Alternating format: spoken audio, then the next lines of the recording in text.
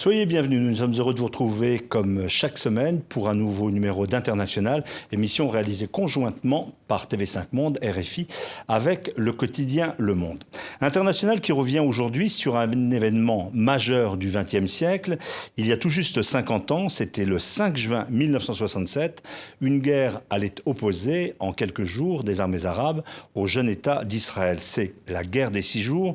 Elle se traduisait par une victoire éclair de cet État hébreu. Dans la foulée, ces images pour l'histoire, le 10 juin 67, annexion de Jérusalem-Est, de la Cisjordanie, de la bande de Gaza et du plateau de Golan. Situation figée depuis 50 ans, en dépit d'années de pourparlers, de prix Nobel de l'année, de différents assassinats et de guerre aussi. International ouvre le dossier « Le Proche-Orient peut-il vivre en paix aujourd'hui ?» avec deux États qui vivraient côte à côte, l'État d'Israël et un État palestinien. C'est donc la question que nous allons poser. Notre invité, Ofer Bronstein, merci d'être avec nous. Vous êtes franco-israélien, vous présidez le Forum mondial pour la paix au Proche-Orient. Beaucoup de questions vous posez avec Sophie Malibaud de RFI et Christophe Ayat du Monde. Nous allons revenir sur cette actualité, sur les développements récents. Mais tout d'abord, nous l'avons entendu dans les différents points d'information, cet attentat, le troisième attentat à Londres, troisième attentat en quelques semaines, un nombre de victimes, 7 morts au moins, on parle de 28 blessés, nous y reviendrons au courant de cette édition. Est-ce qu'on peut faire un parallèle, comme on le dit en Israël, entre cet attentat et les attentats qui sont perpétrés de temps à autre en Israël? Tout d'abord, permettez-moi d'exprimer ma tristesse et ma pensée vers les Londoniennes et les Londoniens, bien entendu, et les familles des victimes. C'est terrible, c'est triste. C'est le deuxième en l'espace de quelques semaines. Non, je ne pense pas qu'on puisse faire un parallèle entre les attentats que l'on connaît ces derniers mois, ces dernières années en Israël, qui sont des attentats individuels, pas revendiqués, au couteau, parfois voiture bélier, mais ils ne sont pas comparables. Ceux-là sont toujours revendiqués par Daesh, comme ça a été le cas pour la France et pour d'autres capitales européennes et mondiales. Ceux qui ont lieu en Israël ces dernières années ne sont pas revendiqués, ni par les Palestiniens, ni bien entendu par l'État islamique. Ce sont des attentats en général individuels, pas organisés. Ça n'a rien à voir. Ce sont deux profils d'attentats totalement différents. J'ai oublié de dire en vous présentant que vous avez été conseiller de l'ancien Premier ministre assassiné Yitzhak Rabin et que vous êtes l'un des seuls Israéliens, vous êtes deux je crois, à disposer d'un passeport palestinien, donc en engagement pour cette cause. Pour commencer ces questions, le Forum international pour la paix, donc le mouvement de la paix, où est-il passé en Israël? On a l'impression qu'il a disparu, il est inaudible.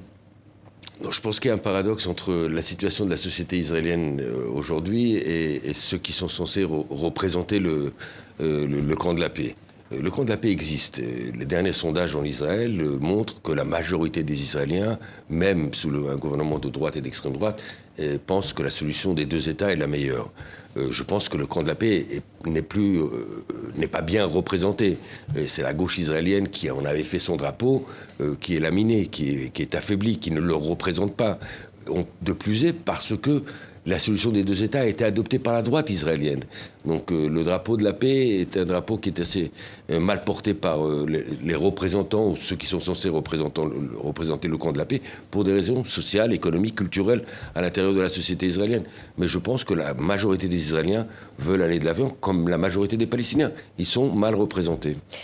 Je voudrais revenir, Ofer Bronstein, si vous le permettez, un petit peu sur les attentats qui viennent de se dérouler à Londres et sur le mode opératoire, les attaques à l'arme blanche, la voiture bélier, parce que c'est tout de même ce qu'on a pu voir à un certain nombre de reprises en Israël. J'ai aperçu sur les réseaux sociaux des réactions disant « nous sommes habitués à cela ». De la part d'Israéliens. Vous qui vivez la moitié de votre temps là-bas, comment est-ce que vous estimez qu'il faut réagir à cela ? Encore une fois, c'est les motivations qui sont totalement différentes. Il est évident qu'un Israélien ou une Israélienne qui se balade dans un marché et qui se fait agresser au couteau par quelqu'un qui veut commettre un attentat, c'est traumatique, c'est terrible. Et c'est de l'huile sur le feu pour ceux qui justement ne veulent pas qu'il y ait un dialogue serein et constructif entre Israéliens et Palestiniens. C'est utilisé, c'est instrumentalisé souvent, mais la différence capitale, c'est que, les attentats que l'on connaît ces dernières années en Israël, qui sont terribles et que bien entendu, je pense que c'est une terrible chose de faire et ça ne sert pas à la cause palestinienne. Parce qu'il ne faut pas oublier que l'autorité palestinienne actuelle et le mouvement politique palestinien principal, qui est le Fatah, a décidé ces dernières années d'adopter la non-violence comme moyen de résistance. Et s'il n'y a plus les attentats terribles qu'Israël a connus dans les années 90, où ce sont des bus qui explosaient, où ce sont des dizaines de victimes, presque chaque semaine, dans les grandes villes israéliennes, aujourd'hui, il y a une coopération sécuritaire importante entre Israéliens et Palestiniens. Et si on n'est pas témoin de ce genre d'attentats que l'on a connus dans les années 90, c'est justement grâce à cette coopération sécuritaire entre Israéliens et Palestiniens. Et c'est le paradoxe. D'un côté, il n'y a pas de dialogue, d'un côté, il n'y a pas de négociation, d'un côté, on ne va pas de l'avant, et d'un autre côté, il y a, et ça, les autorités militaires et sécuritaires israéliennes et palestiniennes travaillent régulièrement conjointement pour justement empêcher qu'il y ait des attentats. Mais Ofer Bronstein, s'il n'y a plus d'attentats, est-ce que c'est pas parce que les deux sociétés vivent séparées? Il n'y a quasiment plus de contact, d'aller-retour, à part à Jérusalem. Je pense... Le mur, la barrière de séparation a vraiment... Je ne crois pas que ce soit la barrière de séparation qui empêche les attentats et ceux qui veulent les commettre de pouvoir les commettre. Je pense que c'est surtout la coopération sécuritaire entre Israéliens et Palestiniens, quotidienne, sérieuse, ferme, importante, qui empêche ce genre d'attentat d'avoir lieu en Israël. Votre question, en fait, elle a deux niveaux. D'un côté, vous avez raison, c'est dramatique et tragique, à mon avis, pour la société israélienne, pour la société palestinienne, pour le camp de la paix que vous avez mentionné. Depuis 2001, il est interdit par la loi aux Israéliens de pouvoir rentrer dans les territoires palestiniens, ce qui empêche des liens réguliers, accrus, comme il y en avait à l'époque entre Israéliens et Palestiniens, dans tous les domaines, économique, culturel, éducatif, société civile. Et ça, c'est tragique et dramatique parce qu'il y a une nouvelle génération d'Israéliens et de Palestiniens qui ne se rencontrent pas, qui ne se connaissent pas, qui n'échangent pas, qui ne comprennent pas les aspirations, les craintes, les frayeurs, les espoirs des uns et des autres. Et ça, c'est négatif, contre-productif. On a perdu une génération d'Israéliens et de Palestiniens depuis l'assassinat de Rabin. Par contre, je ne crois pas que ni le mur de séparation qui, quand il a été initié par Ariel Sharon, Premier ministre israélien, c'était plutôt la volonté de créer une frontière entre Israéliens et Palestiniens dans le cas d'un futur État palestinien. C'est pas elle. Venez avec moi demain, on va se rendre en voiture à Ramallah, à partir de Jérusalem, vous allez pouvoir qu'on ne va pas être arrêté, on ne va pas être préoccupé. S'il y avait une détermination de la part de Palestiniens et des yeux fermés de la part des autorités palestiniennes et de la sécurité palestinienne et israélienne, il y aurait certainement eu plus d'attentats. Mais il y a une volonté israélienne et palestinienne et des actions claires et fermes de la part des deux côtés pour empêcher ce genre de situation. Est-ce que vous diriez, Ofer Bronstein, qu'on se dirige vers une société d'apartheid si rien n'évolue ? Si rien n'évolue, ce que préconise l'extrême droite israélienne, c'est absolument de l'apartheid, puisqu'il préconise l'annexion de la zone C, c'est-à-dire de la majorité des territoires palestiniens, sans donner des droits civiques aux Palestiniens qui y vivraient. Aujourd'hui, à Jérusalem, on vit dans une quasi... j'aime pas la terminologie apartheid parce qu'on n'est pas en Afrique du Sud, mais Benjamin Netanyahu, Premier ministre israélien, n'est pas M. de Klerk et M. Abou Mazen et Mahmoud Abbas, président de l'autorité palestinienne, n'est pas Mandela. Mais aujourd'hui à Jérusalem, depuis qu'elle a été annexée par Israël, 28 villages palestiniens qui font partie de la municipalité de Jérusalem ont la carte d'identité israélienne, mais non pas la nationalité israélienne, peuvent voter, ceux qui n'exercent pas, mais on en parlera, voter pour la municipalité à Jérusalem, mais ne peuvent pas voter pour le Parlement israélien. Donc c'est des citoyens de seconde zone, un début d'apartheid. Vous disiez, Ofer Bronstein, les Israéliens veulent la paix. Ce qui ne marche pas, c'est la traduction politique de cette volonté. Mais est-ce que les Israéliens veulent payer le prix de la paix, c'est-à-dire fixer des limites à leur État ou se confronter à une partie de leur société que sont les colons, qui, eux, ne veulent pas fixer les mêmes limites, disons. Vous touchez au cœur du problème. Malheureusement, la société israélienne est prise en otage par la minorité d'extrême droite qui aujourd'hui fait partie du gouvernement israélien. Malheureusement, les minorités, les extrémistes de part et d'autre dictent l'ordre du jour aussi bien à l'autorité palestinienne qu'au gouvernement israélien. Vous savez, il a été dit qu'Israël n'a pas de politique étrangère, qu'elle n'a qu'une politique intérieure.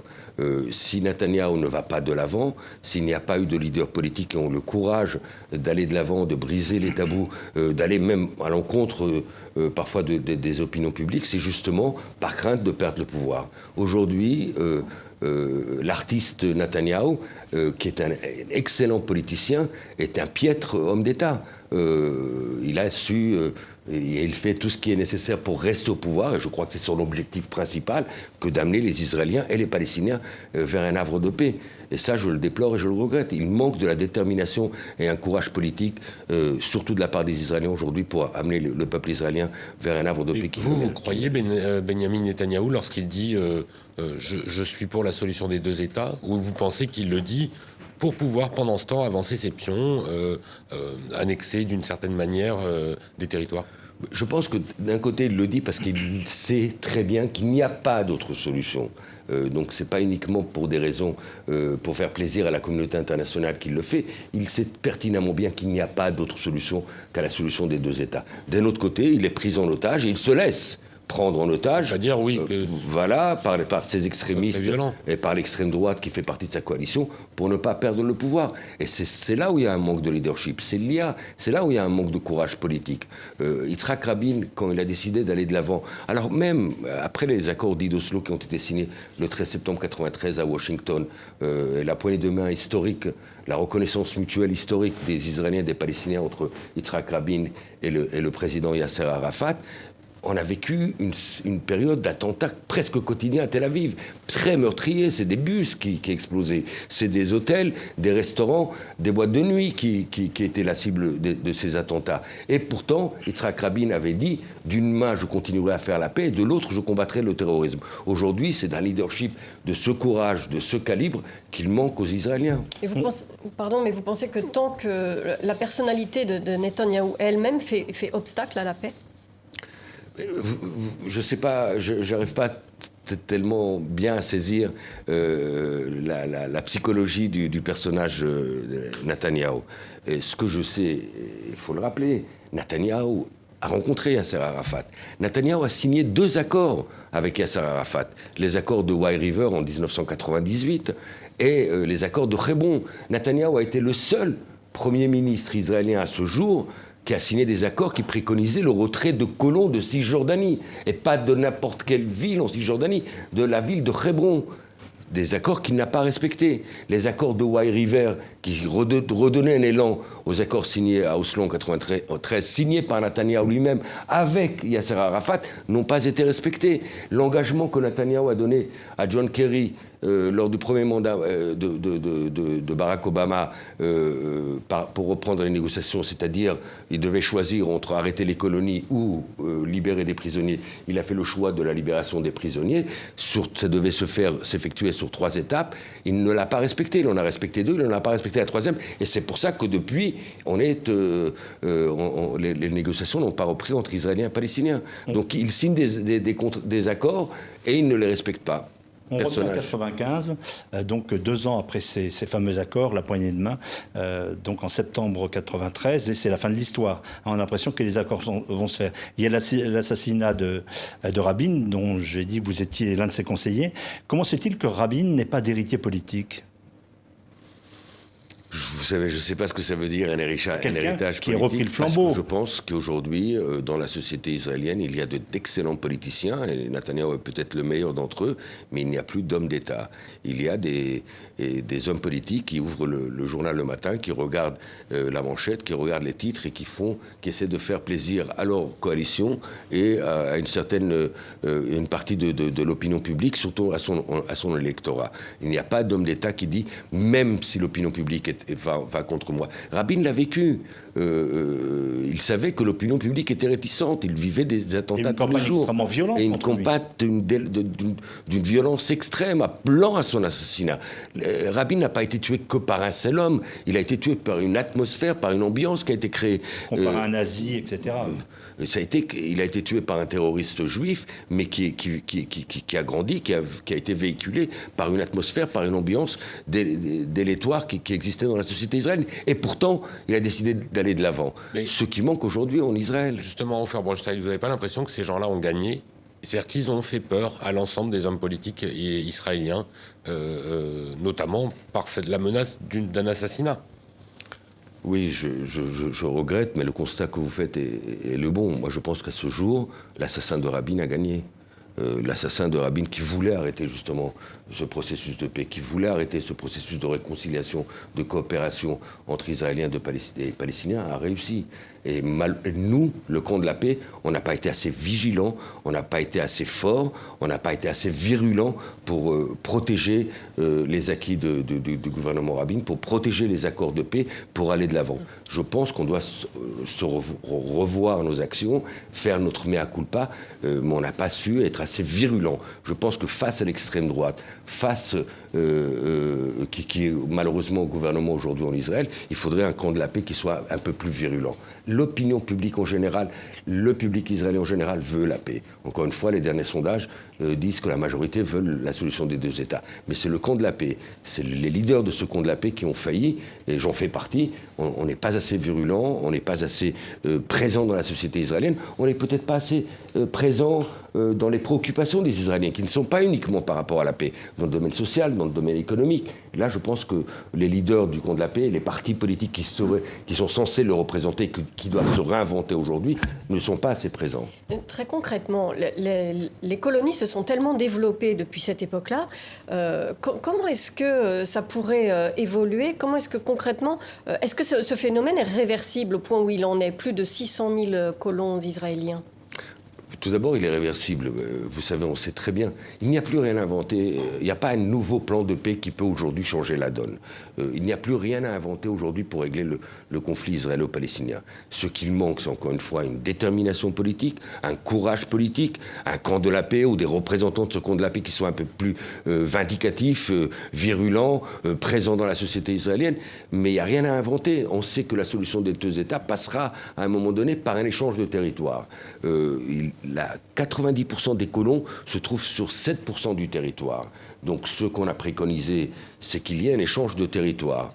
7% du territoire où vivent la majorité des colons restera sous autorité israélienne, et en échange, les Palestiniens recevront 7% du territoire, soit pour agrandir la Cisjordanie dans le nord de la Cisjordanie, soit pour agrandir la bande de Gaza, qui est quand même le plus grand camp de réfugiés au monde sur 40 km², et aussi pour permettre un passage, ce que tous les accords préconisent, un passage entre la bande Gaza et la Cisjordanie, le sud de la Cisjordanie, ce qui ferait à peu près 1% de territoire aussi. Mais ça, Ofer Bronstein, ça marchait lorsque y croyaient le principal facilitateur, arbitre, qui étaient les Américains.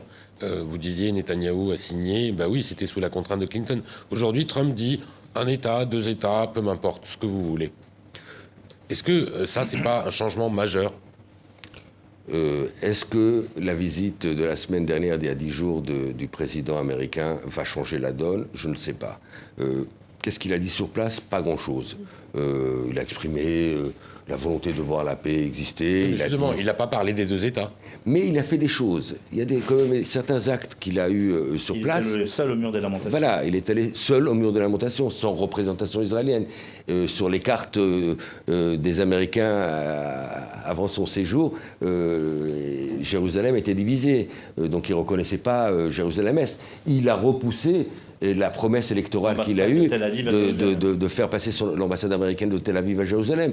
Il ne faut pas oublier le contexte aussi. Il revenait de Riyad, où il a rencontré pas seulement les Saoudiens, mais 50 chefs d'État arabes et musulmans, et où il a signé des contrats de presque 400 milliards de dollars. Et je voudrais parler aussi des chiffres. Bronstein, je vais vous interrompre. On fait sur les antennes de RFI et de TV5 Monde une pause, et on se retrouve avec beaucoup d'autres questions dans exactement 2 minutes.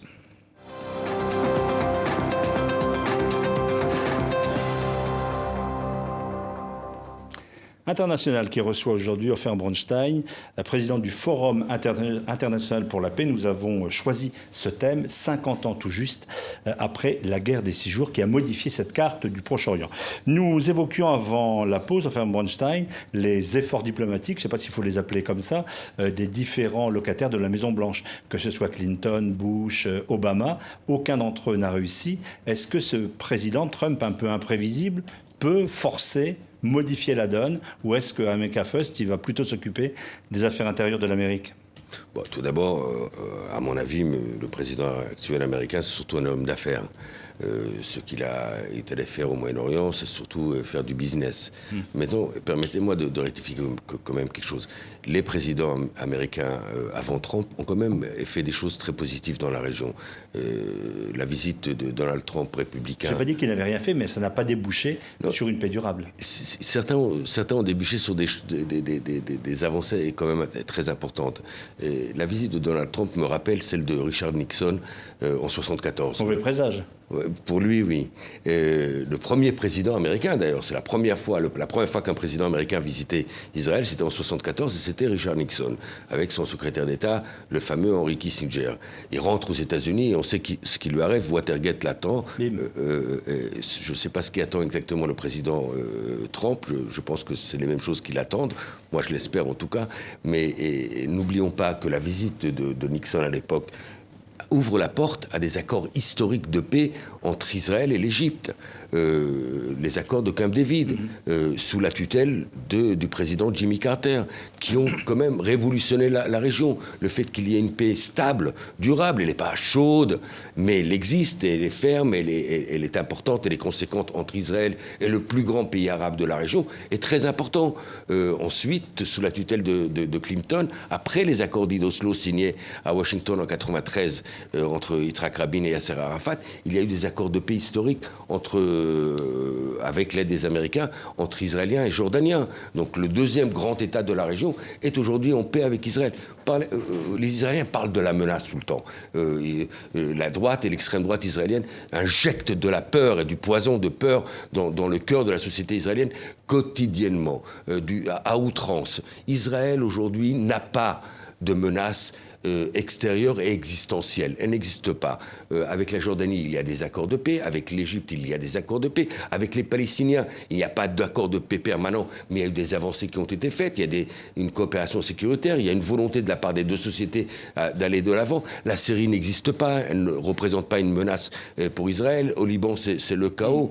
Quant à l'Iran, je suis ravi, et j'espère qu'il continuera dans sa politique de réforme, de voir quand même le réformateur Rouhani être réélu à la tête de la République islamique iranienne il y a à peu près 2 semaines. Le monde arabe et musulman a réexprimé, depuis l'initiative de paix arabe adoptée à Beyrouth en 2001, il a réexprimé encore une fois auprès des Français, face à l'initiative de paix française, on en reparlera, qui a fait pchit, mais ça vaut la peine de s'y adresser.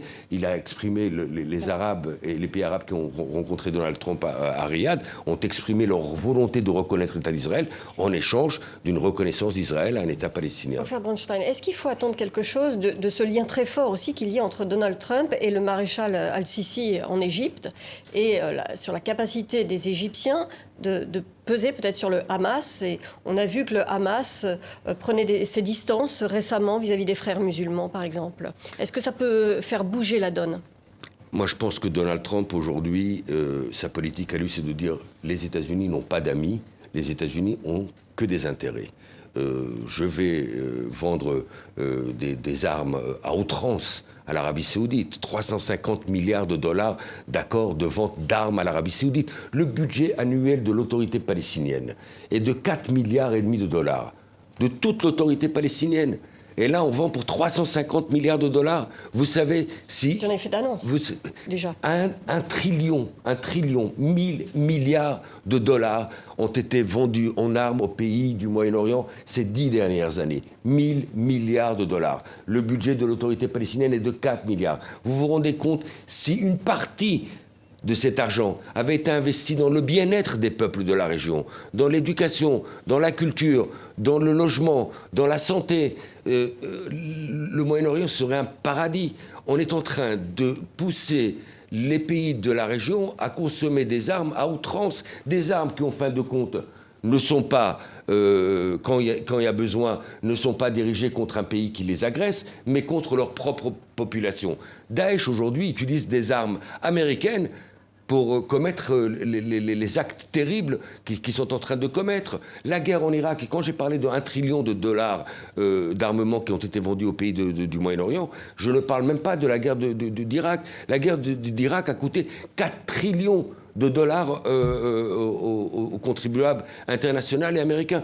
Je parlerai aussi, je voudrais donner des chiffres par rapport à la contribution, parce que l'autorité palestinienne vit aussi grâce à l'infusion, aux perfusions que lui donne la communauté internationale. Et l'Europe notamment. Et l'Europe notamment, qui est le plus grand L'Europe n'est pas seulement le plus grand, est le principal contributeur économique d'Israël.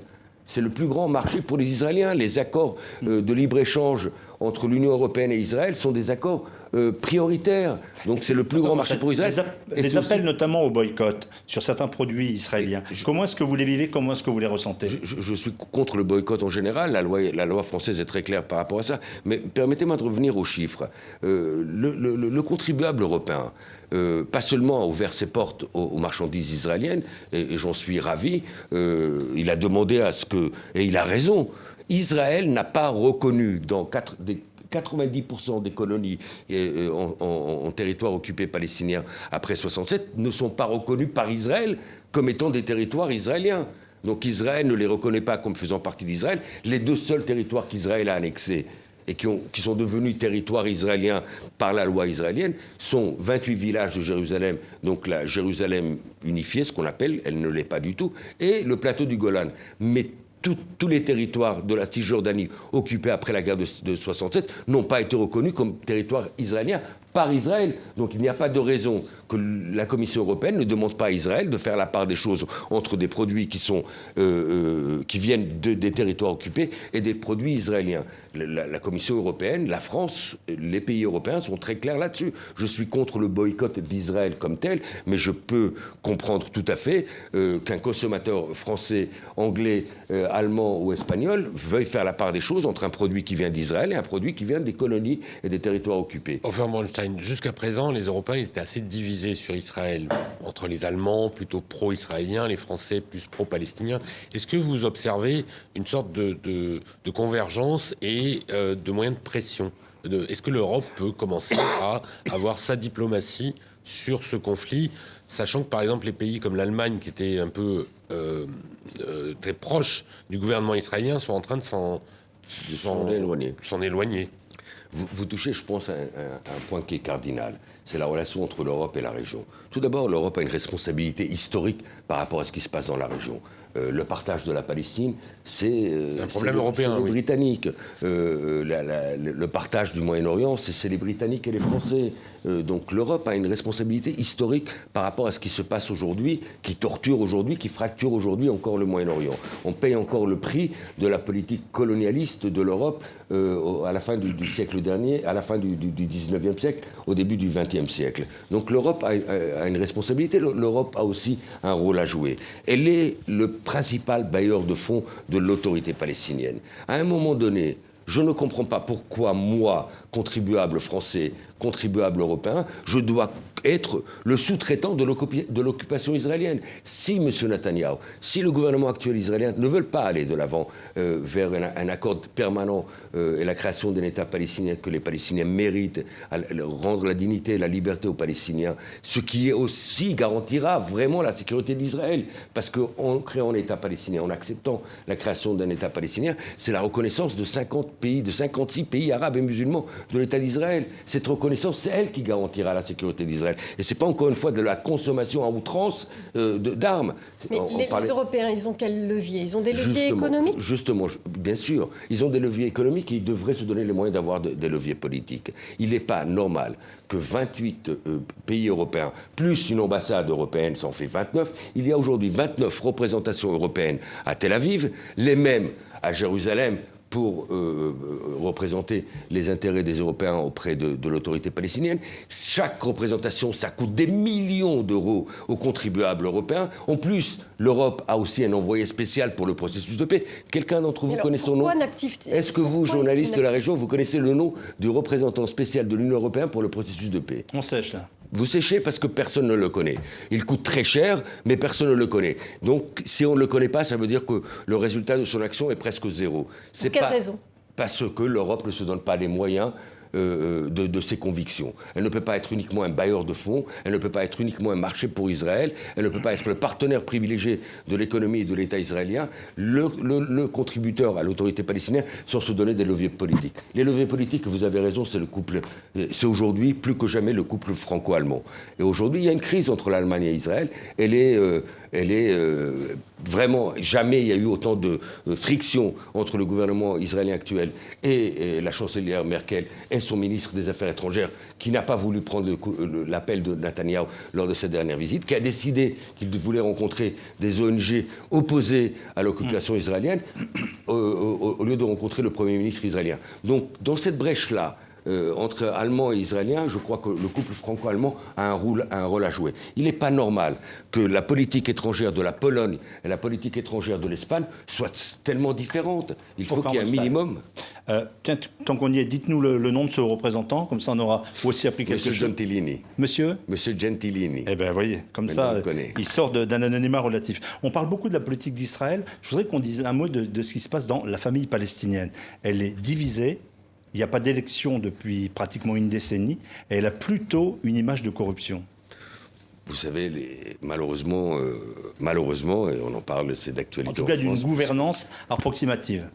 On parle aujourd'hui de la moralisation de la politique en France.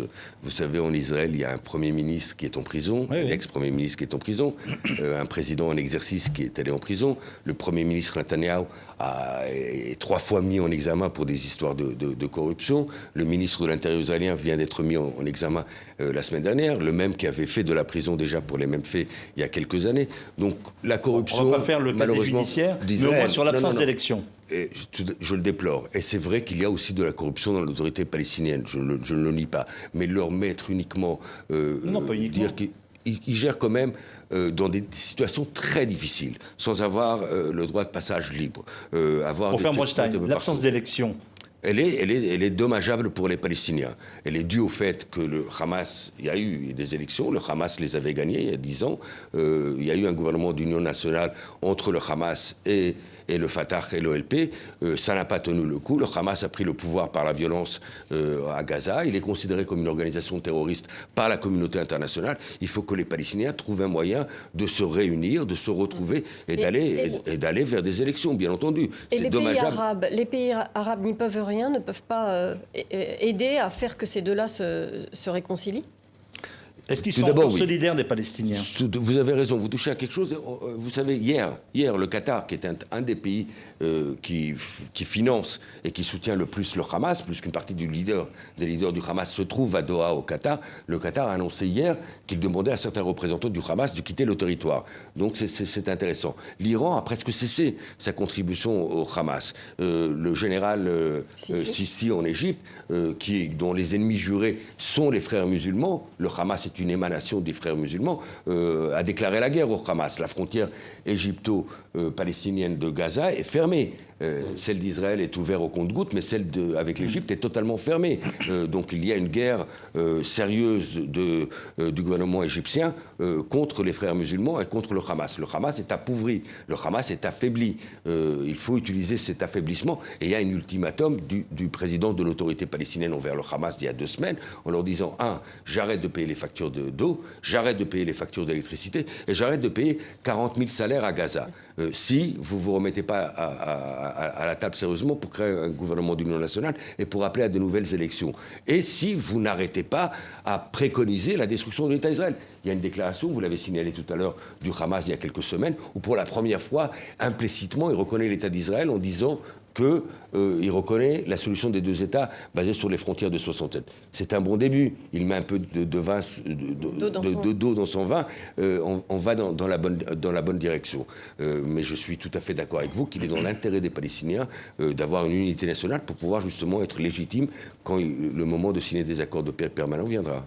Il y a une difficulté évidemment pour les interlocuteurs côté palestinien. Il y a quelques semaines, il y a eu une grève de la faim de plusieurs centaines de prisonniers politiques. Est-ce que parmi eux, il pourrait y avoir un interlocuteur? Est-ce que ça discute? Je pense notamment à Barzouki. Est-ce qu'il peut y avoir un dialogue de ce côté-là? Tout d'abord, il existe un dialogue, et on l'a vu, puisqu'ils sont arrivés à un accord. Ils n'ont pas obtenu grand-chose. Hein. Ils n'ont pas obtenu grand-chose. Une visite de la Croix-Rouge en plus. Ils ont arrêté la grève de la faim.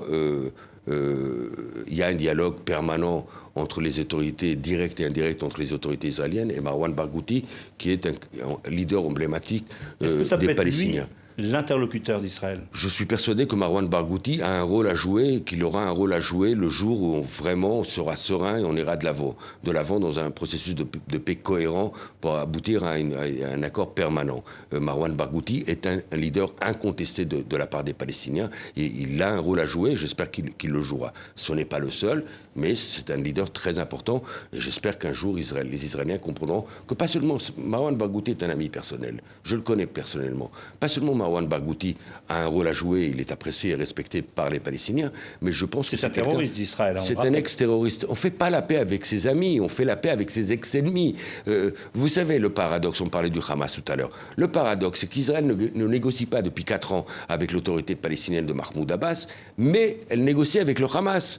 Des marchandises rentrent régulièrement, quotidiennement, d'Israël vers Gaza. Quand il s'agissait de libérer le soldat israélien Gilad Shalit, c'est avec le Hamas qu'Israël a négocié un échange de prisonniers. 1073 prisonniers palestiniens ont été échangés contre la libération de ce malheureux soldat. C'est avec le Hamas qu'Israël a négocié. Donc il est dans l'intérêt fourbe et dangereux de la part de certains éléments du gouvernement israélien de maintenir le Hamas au pouvoir à Gaza pour justement mettre l'accent sur la division interpalestinienne. Mais il est de l'intérêt des Palestiniens de faire des efforts très importants pour revenir revenir à un processus démocratique, c'est-à-dire des élections, et deux, à un minimum de coalition nationale. S'il n'y a pas d'accord de paix, est-ce qu'il y a un danger pour l'État d'Israël lui-même? Parce qu'on pourrait dire, là c'est un conflit à bas bruit, la colonisation se poursuit, plus personne ne regarde vraiment, mais est-ce qu'à terme, l'État d'Israël sera en danger d'exister dans ce contexte? Vous touchez, Philippe,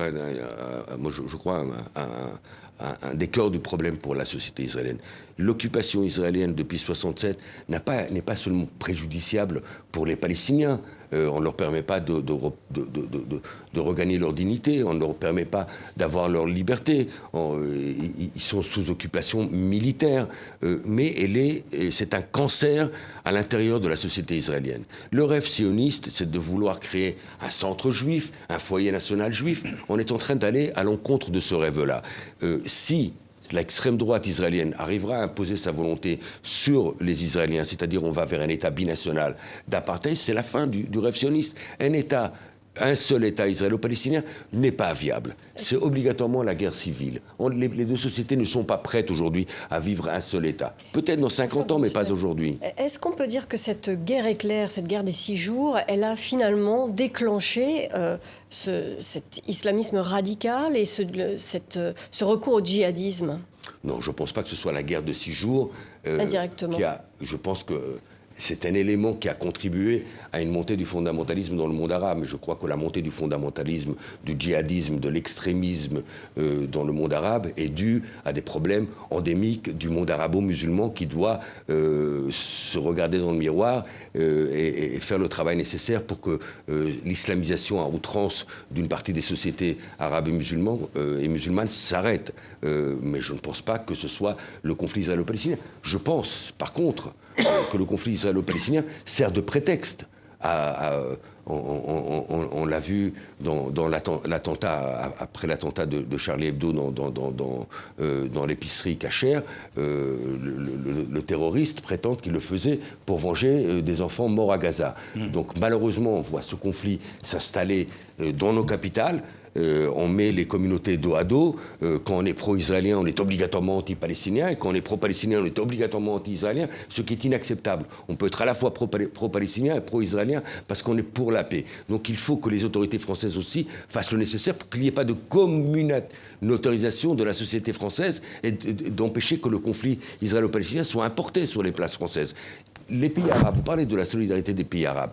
Je pense que les Palestiniens sont victimes d'un viol collectif, y compris par les pays arabes, qui d'un côté, pour des raisons de politique intérieure, déclarent qu'ils sont solidaires au peuple palestinien, mais d'un autre côté, ne contribuent pas financièrement réellement à l'autorité palestinienne, ne font pas les efforts vraiment nécessaires pour que les Palestiniens retrouvent le chemin de la liberté, du progrès et du développement, et achètent pour des centaines de milliards de dollars d'armes qui ne servent à rien, alors qu'ils pourraient les investir dans le bien-être du peuple palestinien et des peuples de la région. Christophe Ayad. Ofer Bronstein, c'est une question un peu délicate, mais est-ce que vous faites un parallèle entre la montée l'isolement croissant d'Israël sur la scène internationale, son refus de négocier, son refus d'un deuxième État, etc., et la montée d'un antisémitisme réel dans les sociétés occidentales qu'on n'avait pas vu depuis des années, que ce soit à l'extrême droite, à l'extrême gauche? Oui, vous avez raison. Oui, je pense qu'il y a une parallèle à faire, mais il faut faire attention. Est-ce qu'il y a un parallèle ou est-ce qu'il y a un lien? Voilà, c'est ça. Il y a un lien et il y a un parallèle, mais il ne faut pas faire d'amalgame. Il y a un antisémitisme existant, classique, qui existe dans la société française. Oui, il appartient à l'extrême droite française. Et il nous rappelle des heures très sombres de la France. C'est Vichy, c'est l'occupation, c'est la coopération avec les nazis, c'est la déportation d'une partie des Juifs de France. Ça, c'est un antisémitisme endémique des sociétés européennes qui existe depuis très longtemps. Par contre, aujourd'hui, on voit aujourd'hui un nouvel antisémitisme naître dû à un amalgame. Beaucoup dans les banlieues, qui n'ont pas l'information nécessaire, qui ne rencontrent pas des jeunes juifs en France, qui ne se battent pas ensemble, juifs et musulmans français, pour la paix, pour un changement social en France, mais aussi pour la paix dans la région plus qu'elle les concerne, font un amalgame entre être pro-israélien et être juif. Malheureusement, certaines organisations juives en France jouent l'avocat du diable.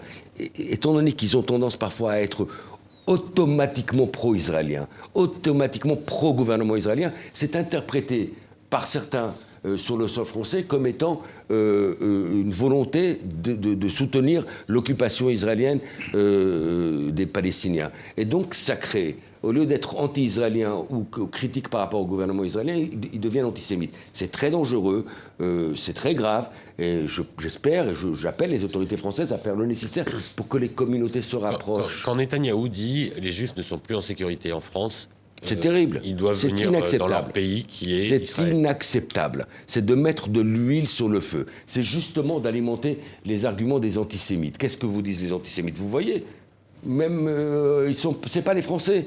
Même le Premier ministre israélien se permet de les appeler comme si c'était ses sujets à lui, alors que c'est des Français à part entière. Le président Hollande a été offusqué.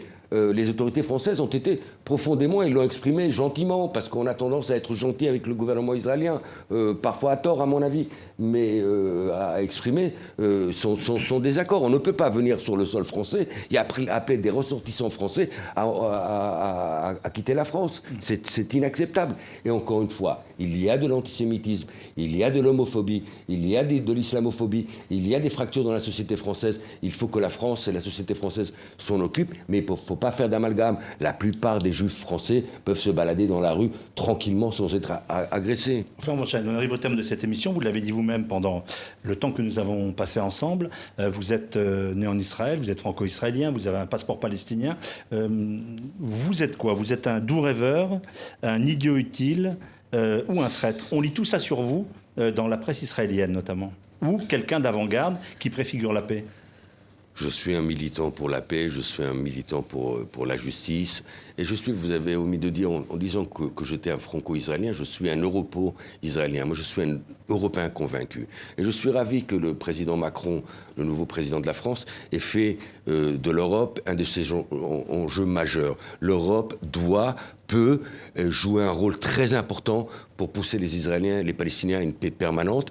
J'espère qu'elle le fera et j'espère que ce sera sous le leadership de la France et de l'Allemagne. Ofer Bronstein, merci d'avoir été l'invité d'International. Je précise d'ailleurs qu'à cette table viennent différents courants d'opinion, puisqu'il y a quelques semaines, c'était l'ambassadrice d'Israël en France qui répondait à nos questions. Merci d'avoir été sur ce plateau. On se retrouvera, nous, la semaine prochaine pour un autre numéro d'International.